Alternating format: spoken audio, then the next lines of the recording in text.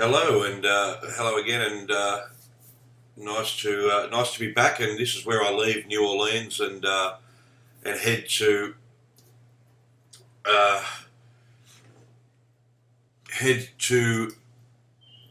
Galveston in Texas. And I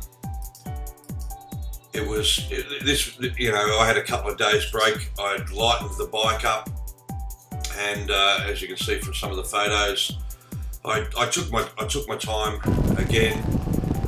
The roads weren't too bad. I had a few stops along the way, but it felt so good to finally be out of that cycle of having to sort of pack a bike with so much stuff, and I felt a lot lighter and a lot better, and I just took my time. The weather was still pretty darn hot. However, about halfway through the trip, I was pretty much going along the shore most of the way. So, in this vlog, I'm going to talk about the things I've learned already along the way, and things I discarded. So I discarded the GDS mount or whatever from ram mounts, and just went with the standard ram mount. Already sent that back.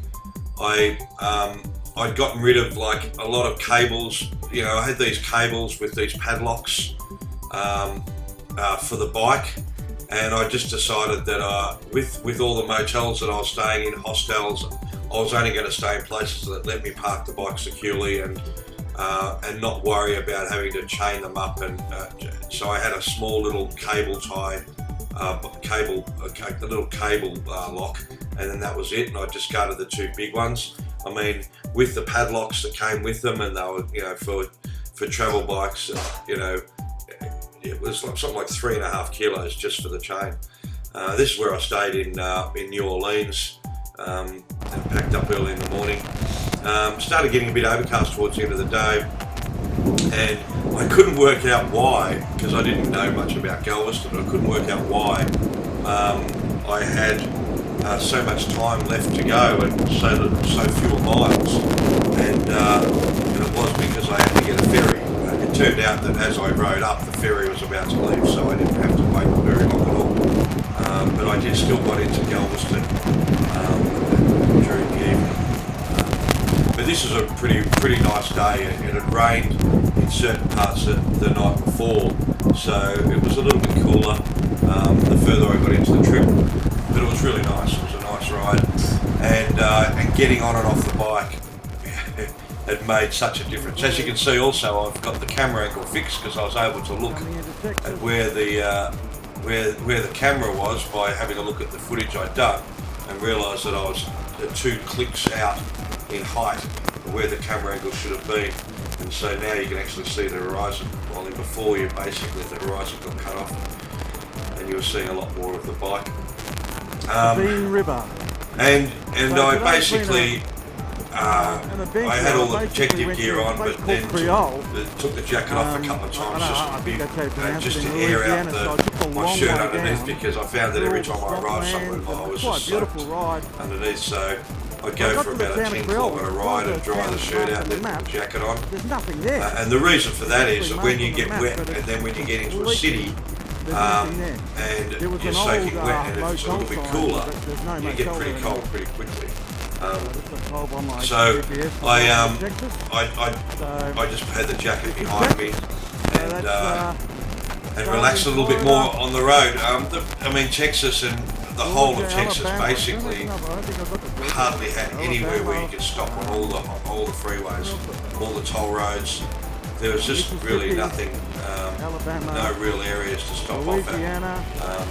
The only way to do it was to get off the highway like on an exit like that and go and park somewhere. Here's one. This is when I first got into Texas, and there was one immediately as I got to Texas start. Immediately as I got there, I thought there'll be more of these, and then there was nothing else. It is so frustrating as a rider. I haven't been. But it was exciting, riding into Texas, I suppose. And the first part of it was quite nice, and then it got I've sort of worked it boring all and out, straight because I again. think that most of them So, the roads are public, you know, private.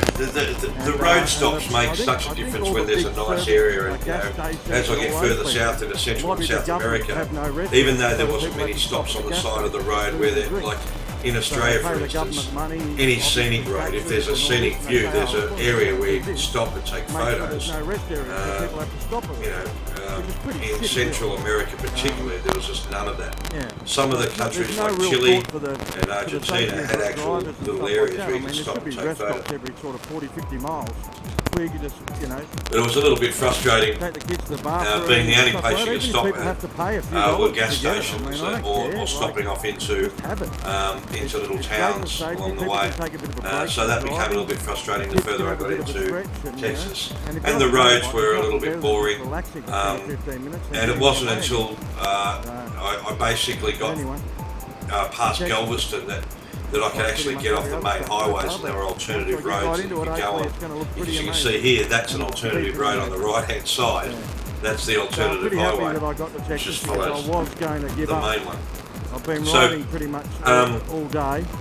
I'd gotten rid of about 15 kilos, I think, of gear from my bike, which basically equated to one big full bag. And so that allowed behind me, with my backpack, I've got a climb backpack, and that allowed that backpack to sit a bit further back on the bike instead of sitting right up on top of a bag as I leant back. So it made a big difference to my riding, and I was able to enjoy getting on and off the bike. It wasn't such a thing. I mean, you go to a gas station and they ask you to get off the bike, and you basically can hardly get off it. You know, it's pretty embarrassing. So the trip was a great trip. When you actually leave first thing in the morning, it gives you, and you know that you've got, like it says on your mapping, you've got 6 or 7 hours. You can see here I got off the main roads and started going on some of the secondary highways, and I found it was so much nicer. And you go through pretty little towns like this, and you have to go. It's a lot slower, but it makes a huge difference, and it's so much more fun. And the thing about it is that you can always, when you do these sort of roads, you can stop off in really pretty spots, you know, while you're going through on the freeway. You just don't get this opportunity. Look at these beautiful homes. But one thing that really annoyed me about these towns, you come into the town, you think, I'll go to a nice little cafe, restaurant type thing, and then all these smaller towns like this end up having the big, national chain like stores. So like all the corner shops are pretty much empty. I'm pretty sure I stopped here though, and there was a little county fete or something going on where I actually ended up stopping and having a bite to eat and a drink. As a school kids were running and selling stuff, and there wasn't much going on, but there was enough for me to stop off and have a bit of a break and get some local food made fresh. But a lot of these stores, you probably can't see them, but they're all empty. And then you'll have a big department store like a Publix or something like that, and that would be it, So it's a little bit sad that when you get like McDonald's and KFC and all these chains basically, and all the grocery stores like Publix or anything like that, you basically lose the heart and soul of the city, because number one is all the money goes into those because they're cheap as chips to buy a McDonald's burger. It'll always win out over a local restaurant where it's going to cost $10-15 a person, compared to $4 or $5 a person at McDonald's or Hungry Jack's or whatever you call it in Burger King. So that's a bit sad. And the fact is that they only employ people on really low income. They lobby governments to make sure they don't have to pay low income. All their profits go out of the area, and then the roll-on effect of that is that all the local shops are closed, you know. So you don't have a local hardware store because you've got a Home Depot. Even in smaller cities like this, you find that that's what ends up happening. You know? But yeah, so the gas stations. I found that the further I went into it, the smarter it just became, just to get gas from the major boys, because I had a couple of bad tanks through Central America, not many, but only one or two bad batches of gas, and they were all from little players. You know, their tanks might be old and they don't have money to replace them, and they're squeezed out by the big boys. So you don't really have a choice. With your gas, you've pretty much got to stick to the best. And in Argentina, as an example, there's YPF, or whatever they're called, and that's a national one. And that was the only one I could really choose, because the other choice was, this was going over those bridges that I showed you in another town. I can't remember the name of this town, but it was a pretty little place, you know. Yeah, so I ended up getting in gas in one of the countries, and my bike wouldn't go over 50 kilometres an hour. It's about 30 something miles an hour. And I had to take the bars off, take the panels off the bike, take the tank off, and bleed the tank empty on the side of the road, then take my spare tank off the back of my top case, and I had to go back, get a gallon of decent gas from a decent station, and at the same time a couple of Brazilian guys, they had the same batch from the same gas station, and I ended up, you know, even though that took me 1 hour to go back and do that, they kept riding, and I ended up overtaking them and getting about an hour in front of them, because they decided to keep riding at 50k an hour. But when you've got 4 hours of riding to do, you're getting nowhere. And my first, it sort of ruined my fuel pump as well. So basically, I went back to, see, I think I turned off here, just going to look around. My first tank full after that really bad batch, it was playing up, but by the second tank it was getting back a bit more back to normal. But it sort of ruined my fuel pump. The fuel was just so bad, and I paid a pretty severe price for that. And panicked a little bit because I thought something was going on with the bike, until I spoke to some guys and they told me it's 90% chance it's the gas. So, you know, you have to sometimes you've got to make some choices on the road. Confederate flag, brilliant. Sometimes you just got to make some choices on the road, and sometimes there was one time I had to go back, you know, because I didn't have as big a problems as some of the other guys, where there was a national strike on with gas, and they basically had to wait days in a city to get gas. But a couple of times I had to basically circle back, because the gas station I picked out early in the day to go to was out of gas. So then I had to go back to another town 50 miles back, you know. So basically losing a couple of hours of the day to go back in here. I'm trying to work out which way I'm going to go and park. Look down there, I think that's all right. Go down there. There, I think I'll take a photo of it.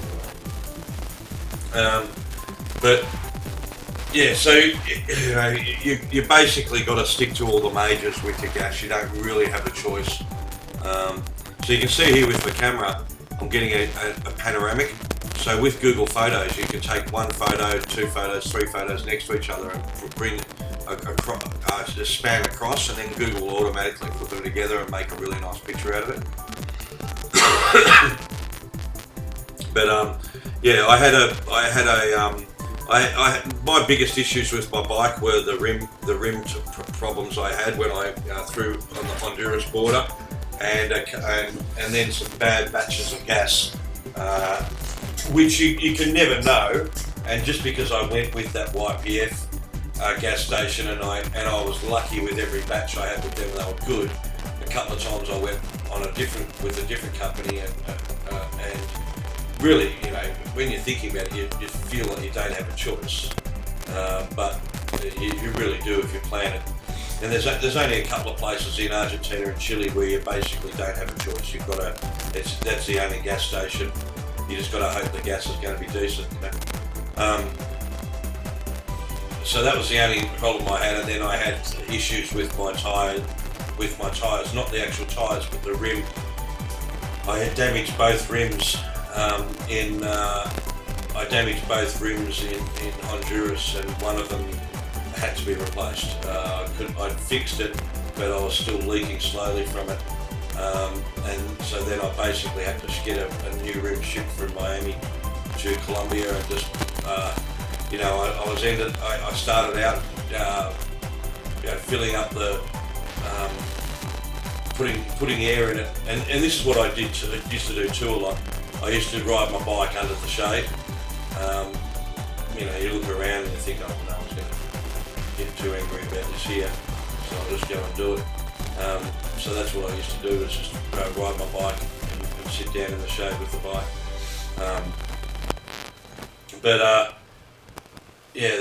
With that, I basically, you have to have your own pump.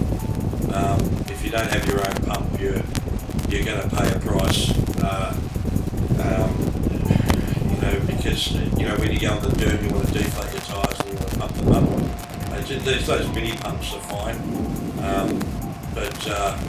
was finding at first I was having to do it, once a day, refill them, because I'd done a pretty good job on the rim, beating it back in and sealing it, but it still was leaking slowly. And then it just started getting progressively worse, and there was not much more I could do on the rim. It was all to do with the beading or how it was sealed on the inside. And I wasn't prepared to take it all apart and do that again. So I had to wait till Colombia and until I could get the air, get the new tyres on and get them to seal properly, which they didn't do in the end. But yeah. So this is coming across into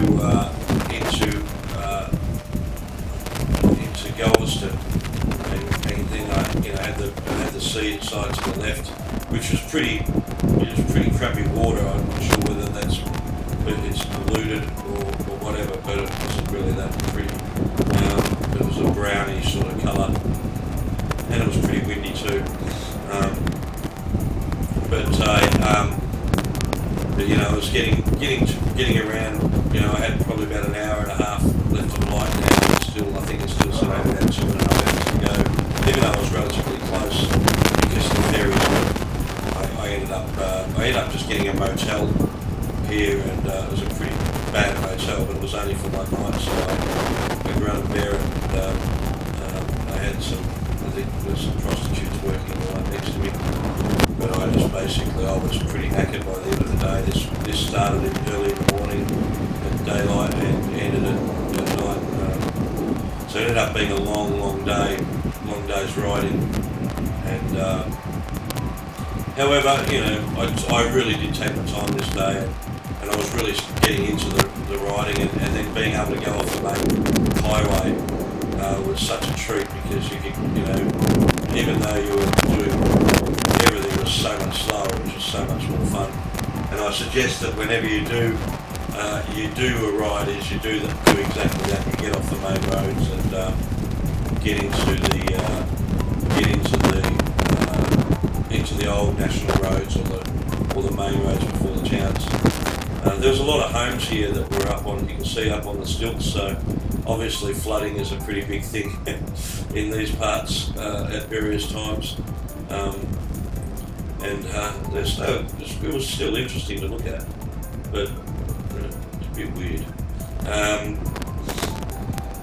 And you got to imagine with the seas rising, those sort of places getting worse. It's quite pretty at night.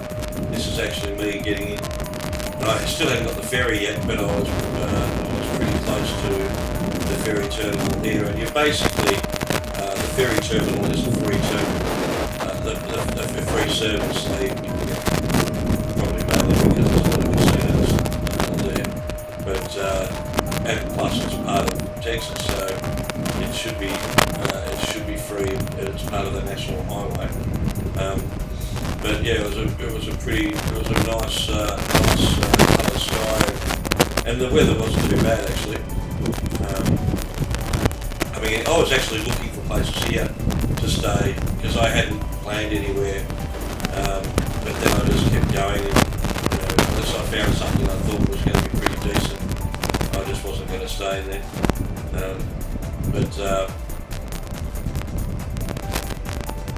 It was the ferry service basically was pretty cool. I just rode on the bike. I rode the bike on the boat, and they were leaving about every 15 minutes, 30 minutes, or something like that. And it took about 30 minutes by ferry to get across.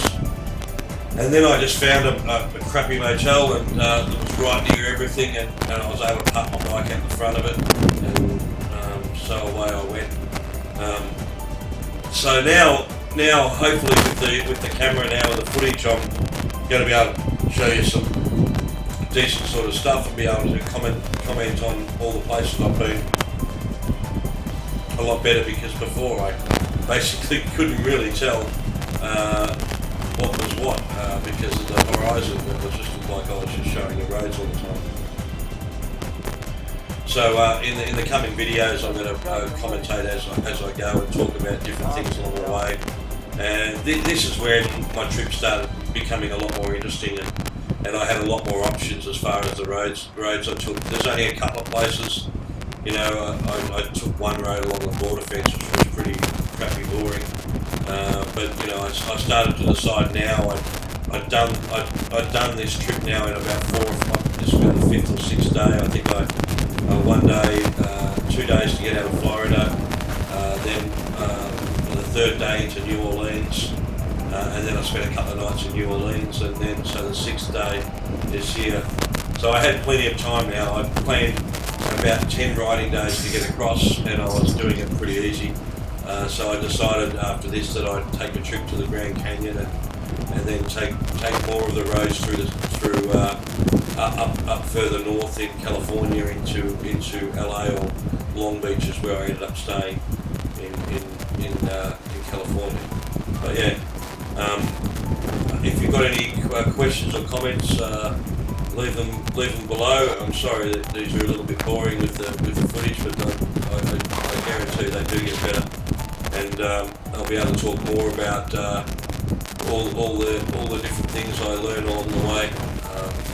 Riding the bike. I still had no problems with the bike. It was becoming more and more comfortable each day. And I think everyone will have those problems where the first few days they start with these big long rides, backing them up. You can do them once or twice when you're at home, but when you're backing, you have to back them up each day. You really test your mettle, and it actually became easier for me. So again, questions and comments below, and thanks for watching, guys.